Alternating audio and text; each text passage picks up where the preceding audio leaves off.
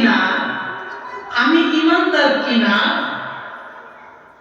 আমি আসলে কোন ইমানদার কিনা সেটা বুঝবার জন্য, সেটা বোঝার জন্য আমাদেরকে যেতে হবে কোথায়? ইমানে মুফাসসালের মধ্যে।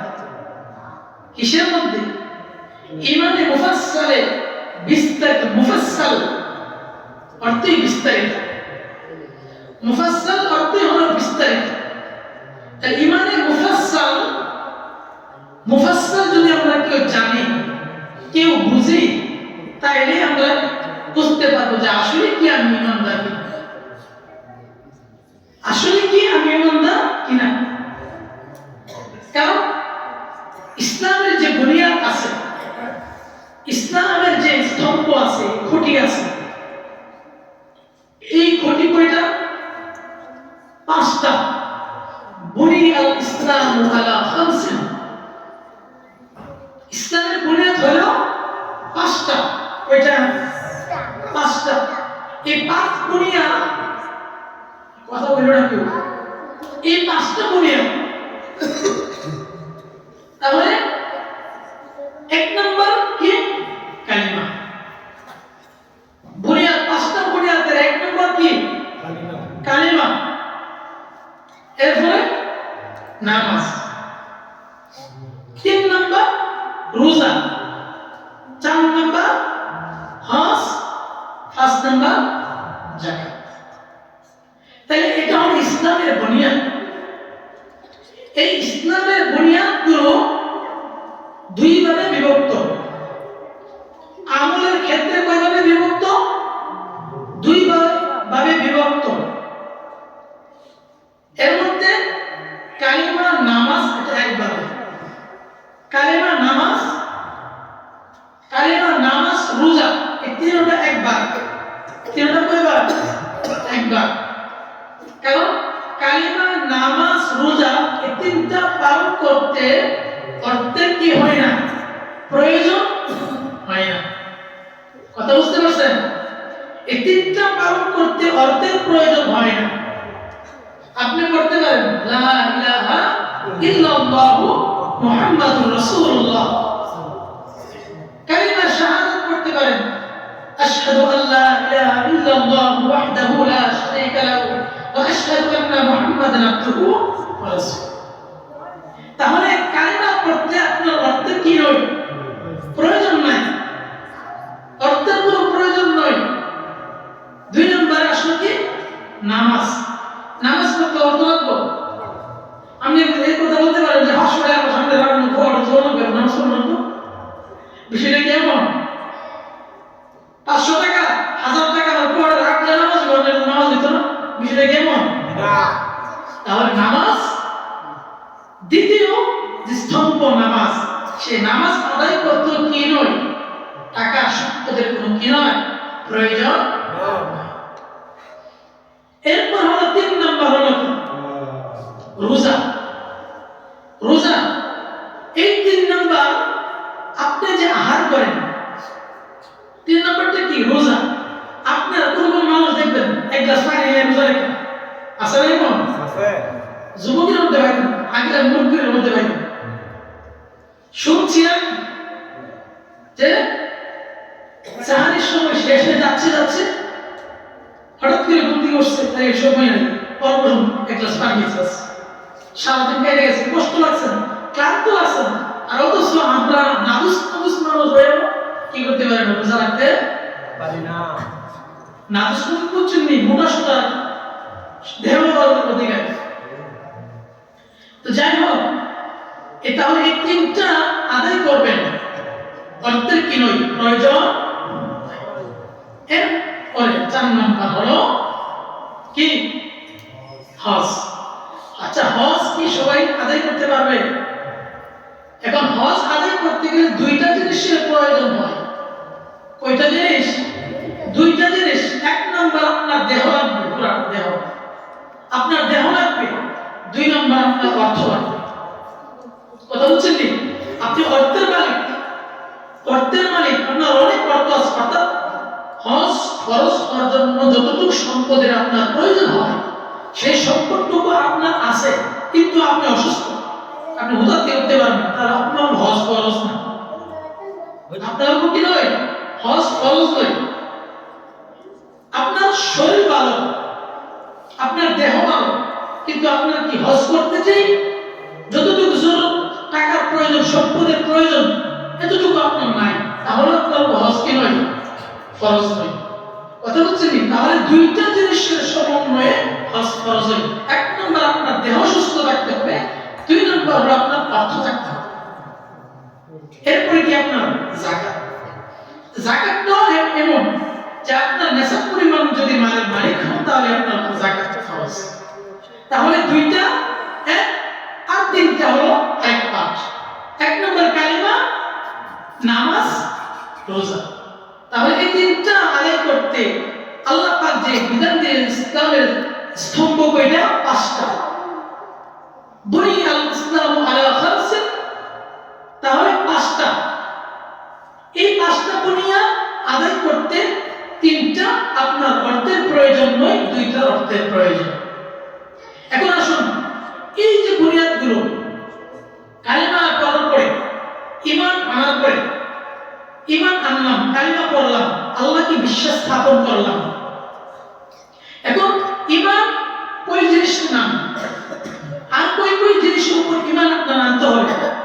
এই জন্য চলে যেতে হবে আমাদের ঈমানে মুফাসসালের মধ্যে। এটা হচ্ছে সাধারণ জনতা বোঝার জন্য, আম মানুষ বোঝাবার জন্য ঈমানে মুফাসসাল, আর যারা আলেম আছে তাদের জন্য বোঝার জন্য হাদিসে জিবরাইল। হাদিসে জিবরাইল রাসূল করিম সাল্লাল্লাহু আলাইহি ওয়াসাল্লামের কাছে একজন আগন্তুক আসলেন। উনি দূর থেকে আগন্তুক আসলেন, জিবরাইল আর কি মানুষের বেশ ধরে আসছে। এসে রাসূল সাল্লাল্লাহু আলাইহি ওয়াসাল্লামের হাঁটু মুবারকের সাথে হাঁটু লাগানোর পরে এখন রাসূল চেনা, রাসূল প্রথম চেনে না, সাহাবায়ে কেরাম চেনা, বলতেছে যে এই লোকটা যদি দূর থেকে আসে তাহলে তো শরীরের চেহারা ধুলাবালু লাগতো, তাহলে এই চিহ্ন পাওয়া যাচ্ছে না। এই লোকটা যদি কাছের হয় তাহলে কোন না কোন এক সাহাবী চিনত। কথা বলছেন?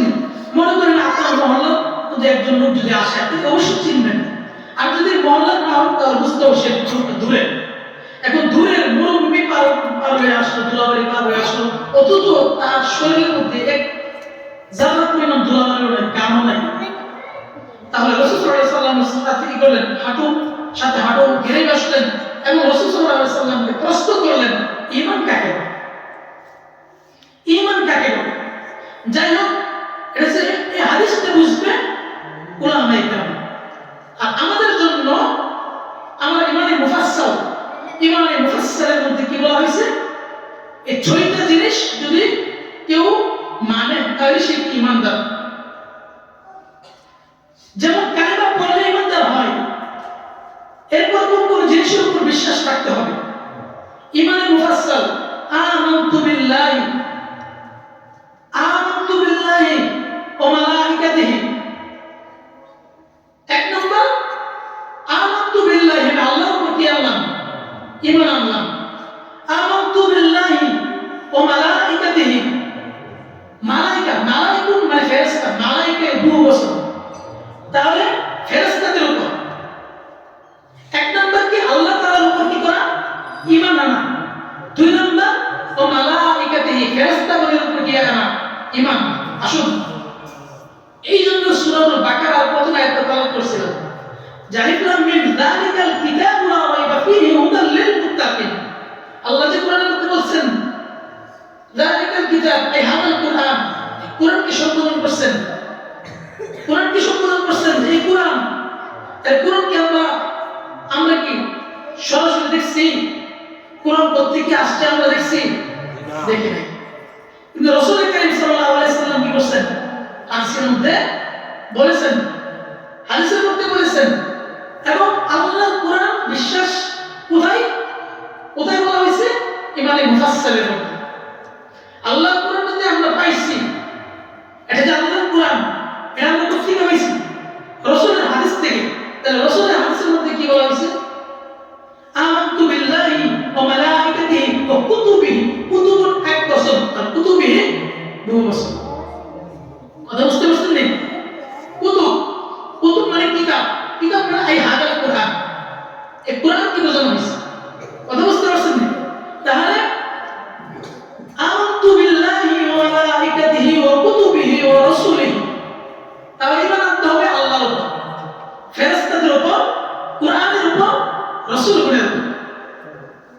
কথা বলছেন নি?